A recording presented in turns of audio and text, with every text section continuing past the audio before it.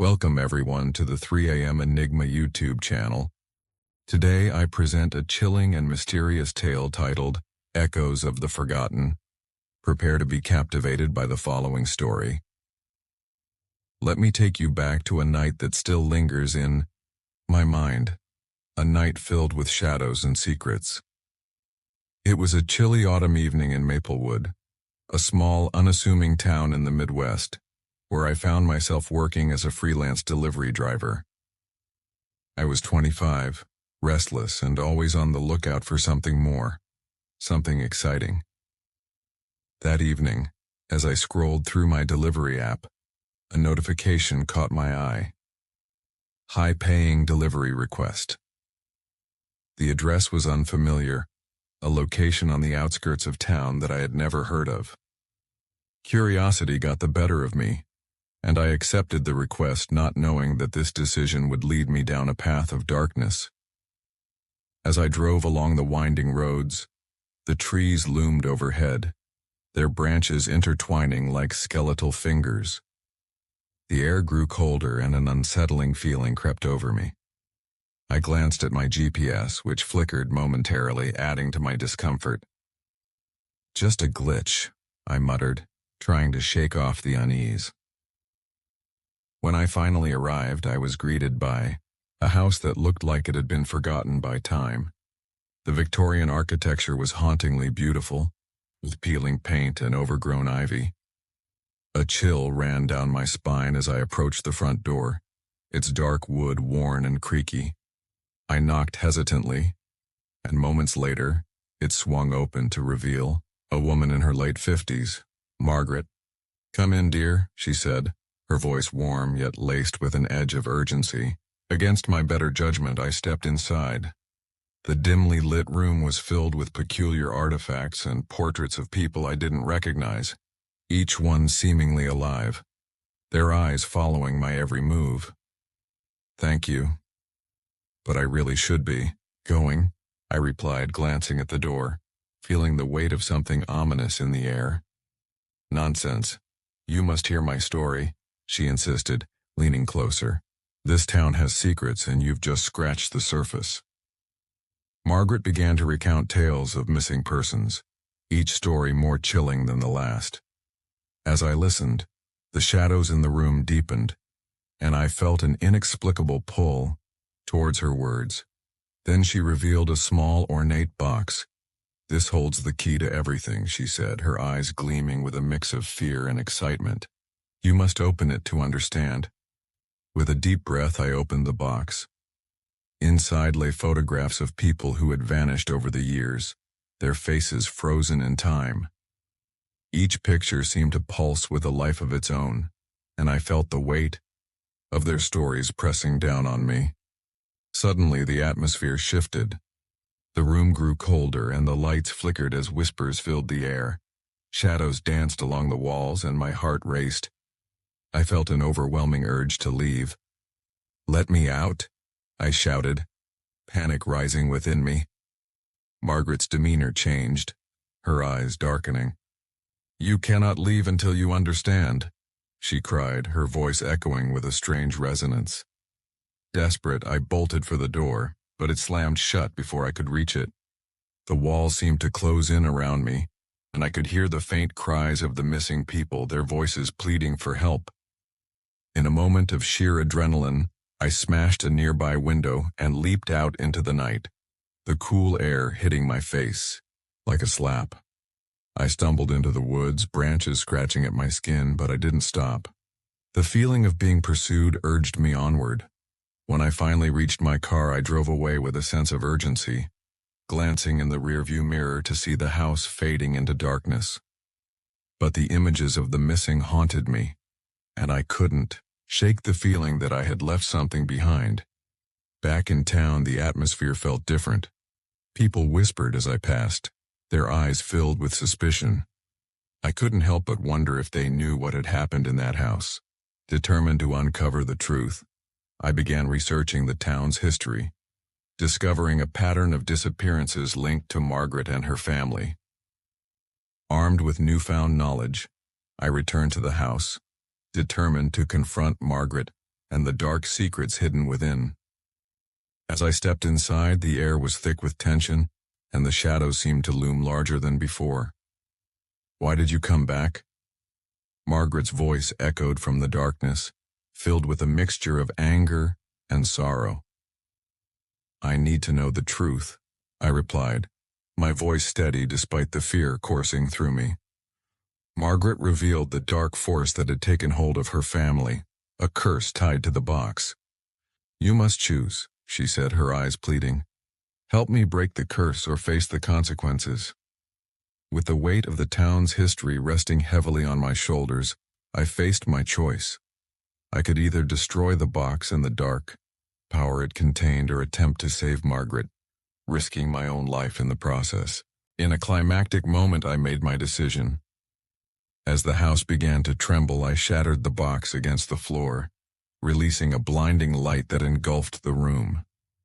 The spirits of the missing swirled around me, their cries turning to whispers of gratitude. Years later, I stood on a busy street in a new city, the memories of Maplewood still fresh in my mind. I had moved on, but the echoes of the forgotten haunted me. One evening, while watching the news, a report of a new missing person case in Maplewood sent chills down my spine. I knew then that the past could never truly be escaped, and the shadows of that night would forever linger. I remember the first time I heard about Maplewood. It was during a casual conversation with a fellow driver at a rest stop. He spoke of its quaint charm, its picturesque streets lined with maple trees, and the annual fall festival that drew crowds from neighboring towns. But as he recounted the tales of its history, I noticed a change in his tone. "Just be careful if you go there," he warned, his voice dropping to a whisper. "They say some people never come back." Intrigued, I made it my mission to explore this town. Little did I know that my curiosity would lead me to a night filled with terror and revelations. After my harrowing experience at Margaret's house, I couldn't shake the feeling that I needed to learn more about Maplewood. I spent hours in the local library, poring over old newspapers and town records. What I discovered was chilling. The town had a dark history of disappearances dating back decades.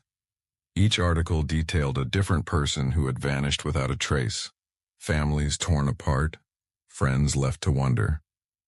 The common thread was always the same.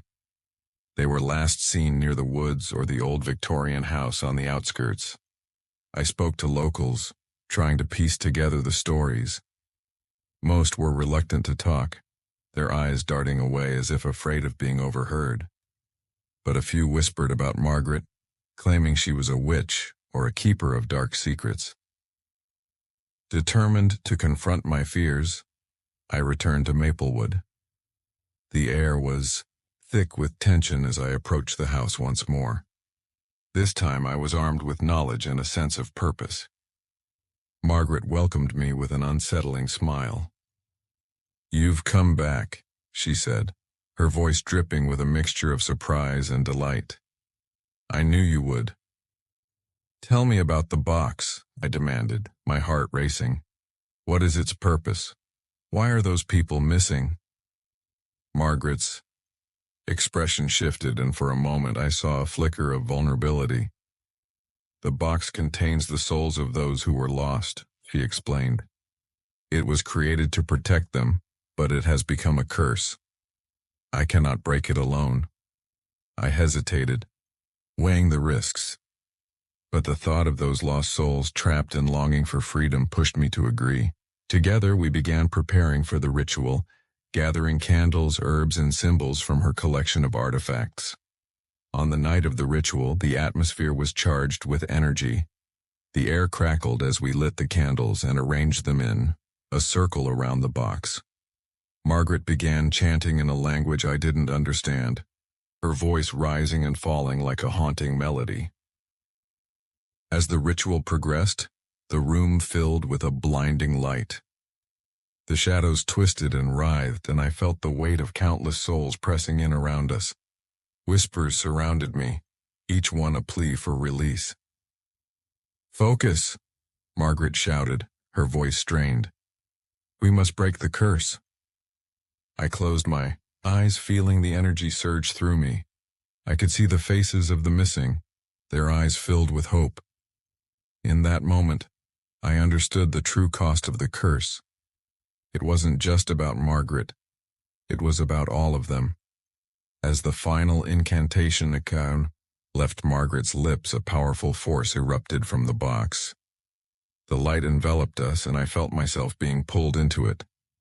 I reached out, grasping for the souls, determined to help them find peace.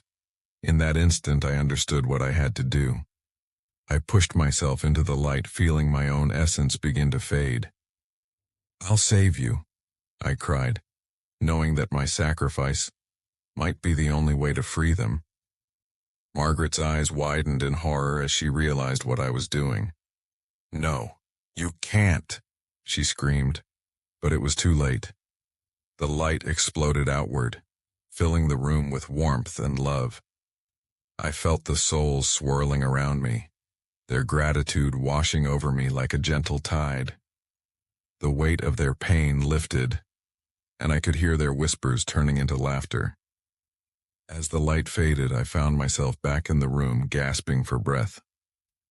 The box lay shattered at my feet, and Margaret was kneeling, tears streaming down her face. "You did it," she whispered, her voice filled with awe. "You freed them." But as I looked down at my hands, I realized something was wrong. I felt different. The warmth of the souls lingered, but a part of me was gone. I had sacrificed my own essence to save them. In the days that followed, I felt the weight of my decision. I had freed the souls, but at what cost?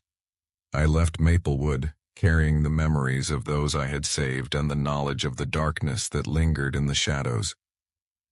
Years passed, and I tried to move on. I settled in a new city, found new work, and tried to forget the haunting memories. But the echoes of the forgotten never truly left me. I could hear their whispers in the night, reminding me of my sacrifice. One evening, while watching the news, a report of a new missing person case in Maplewood sent chills down my spine. I knew then that the past could never truly be escaped, and the shadows of that night would forever linger. As I walked the streets of my new city, I felt a sense of purpose. I began volunteering at local shelters, helping those in need, hoping to honor the souls I had saved. Each act of kindness was a tribute to their memory, a way to keep their spirits alive. But deep down, I knew that the darkness I had encountered in Maplewood was still out there, waiting for the next curious soul to wander too close. And as I looked up at the stars one night, I whispered a promise to the echoes of the forgotten. I would never forget. Thank you for watching today's video. If you found this content interesting, don't forget to hit the subscribe button on the 3am Enigma YouTube channel so you won't miss the next videos. Share this video with your friends and family to explore even more fascinating things together. See you in the next video.